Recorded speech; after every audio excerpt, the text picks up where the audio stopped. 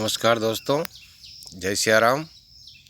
दोस्तों, इससे पहले मैंने एक वीडियो और बनाया था, उसमें कुछ तकनीकी कारण से वो वीडियो पूरा नहीं बन सका। तो उस हिसाब से उस टॉपिक की मैं बात अभी इसमें करता हूँ। दोस्तों, मैं उस वीडियो में बता रहा था कि गुरु।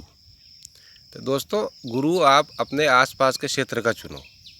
उससे ये होगा कि आप उसकी भाषा भी समझ सकते हो और आप उसका वो माहौल भी समझ सकते हो।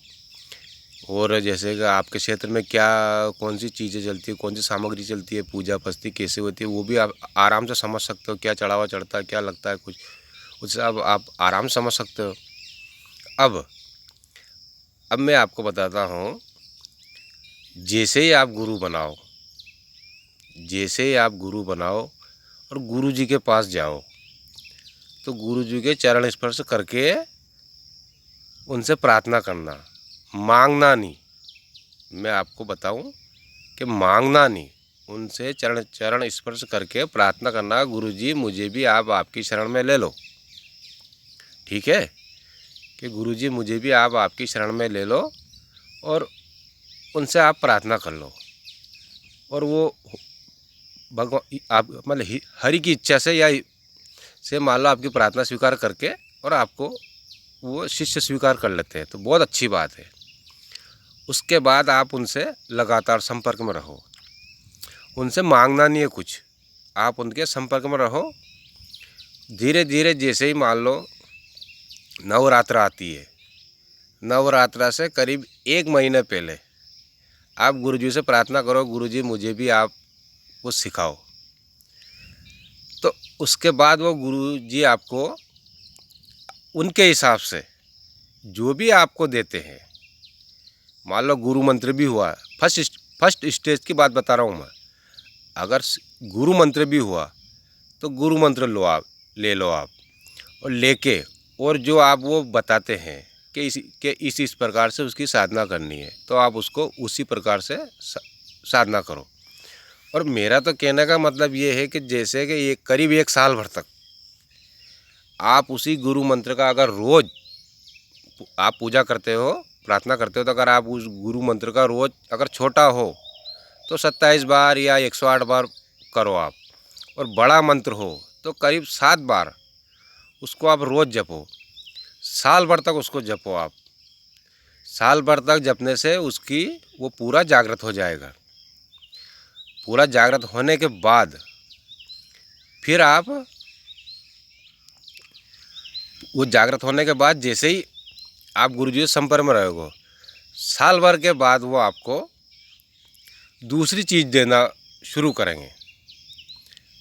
साल भर के बाद वो आपको दूसरी चीज़ देना शुरू करेंगे। अब दूसरी चीज़ में मैं बताऊँ आपको दोस्तों, हमारा क्षेत्र में तो प्रथम तो है गोला डूटी, जिसको आप नाभि या धरण भी कह सकते हो, और एक नज़र का मंत्र होता है, और उसके अलावा एक बिच्छू का मंत्र होता है। दोस्तों, प्रथम तंत्र मंत्र में प्रथम सीढ़ी हमारे यहाँ हमारे क्षेत्र में यही है। और इसके बाद फिर इनको अपन साध के सिद्ध करके और जैसे अपन आगे बढ़ते हैं, तो गुरु अपनी क्षमता के हिसाब से वो धीरे धीरे वो चीज़ें आपको देते रहते हैं। मतलब आप सोचते हो कि अगर एकदम में सभी चीज़ें लेकर सिद्ध कर लूँ, तो वो ऐसा सिद्ध नहीं होगा। आपको एक मंत्र के लिए करीब 1 साल देना पड़ेगा। एक मंत्र के लिए आपको 1 साल देना पड़ेगा, जब आप उसको सिद्ध कर सकते हो। अगर बड़ा मंत्र होगा तो कम से कम 27 बार और 108 बार। शाबर मंत्र वैसे ज़्यादातर बड़े होते हैं, तो हमारे यहाँ प्रचलन में है कि 108 बार या 27 बार नवरात्रा में करना पड़ता है। अब नवरात्रा में क्या होता है दोस्तों, साल में 4 नवरात्रा आती है। अब 4 नवरात्रा में आपको 4 ही नवरात्रा करनी पड़ेगी उसको। और उसमें अगर अपने भाग्यवश उस साल अगर कोई ग्रहण भी आएगा, तो उसको ग्रहण में भी निकालना पड़ेगा आपको, जब जाके वो आपका मंत्र चेतन हो जाएगा पूरा।